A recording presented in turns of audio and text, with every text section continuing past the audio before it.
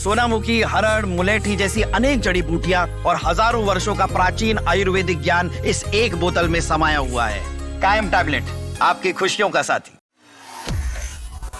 Tariff, ये वो शब्द है जिसने इन दिनों अमेरिका के राष्ट्रपति डोनाल्ड ट्रंप को भी बड़ा झटका दे दिया है। दरअसल टैरिफ को अपना नीतिगत हथियार मानने वाले डोनाल्ड ट्रंप को सुप्रीम कोर्ट से एक बहुत बड़ा झटका लगा। अमेरिका के सुप्रीम कोर्ट ने बीते दिनों एक फैसले में अंतर्राष्ट्रीय आपातकालीन आर्थिक शक्तियां कानून यानी IEPA के जरिए लगाए गए टैरिफ को असंवैधानिक करार दे दिया। सुप्रीम कोर्ट के इस फैसले को हाल के दौर में व्हाइट हाउस की आर्थिक शक्तियों पर सबसे बड़े संस्थागत अंकुश के रूप में देखा गया है। और यह सिर्फ कुछ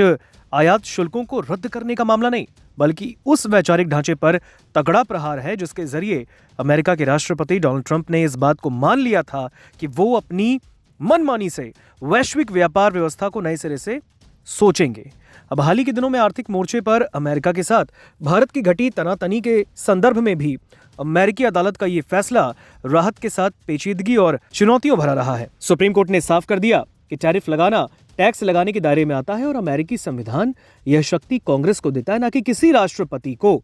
कोर्ट ने यह दलील भी खारिज कर दी कि व्यापार घाटा या फेंटानिल की तस्करी जैसे मुद्दे इतनी व्यापक और स्थायी आपात स्थिति हैं कि IEPA के तहत दुनिया के लगभग हर देश पर 10 से 50% तक आयात शुल्क लगा दिया जाए।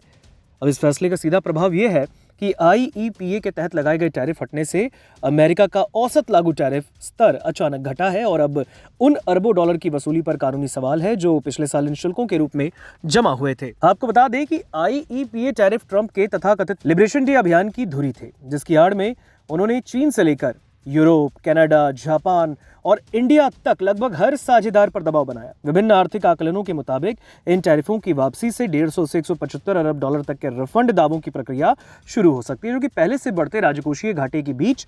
ट्रंप प्रशासन के लिए राजनीतिक और आर्थिक सिरदर्द बन सकती है। और इस तरह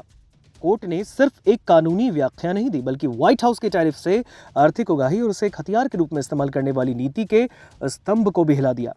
फैसले के तुरंत बाद डोनाल्ड ट्रंप ने जवाबी पहल करते हुए ट्रेड एक्ट 1974 की धारा 122 के तहत नया दांव चला और सभी देशों से आने वाले आयात पर 10% अतिरिक्त वैश्विक सरचार्ज की घोषणा कर दी और इसे अगले ही दिन बढ़ाकर 15% किया गया। उन्होंने सुप्रीम कोर्ट के फैसले को हास्यास्पद, बेहद खराब तरीके से लिखा गया और असाधारण रूप से अमेरिका विरोधी कहकर न सिर्फ कोर्ट की वैधता पर हमला बोला, बल्कि इस बात का भी संकेत दिया कि वो किसी भी संस्थागत अंकुश को राजनीतिक संघर्ष में बदल लेंगे। हालांकि धारा 122 IEPA के तहत असीमित गुंजाइश प्रदान नहीं करती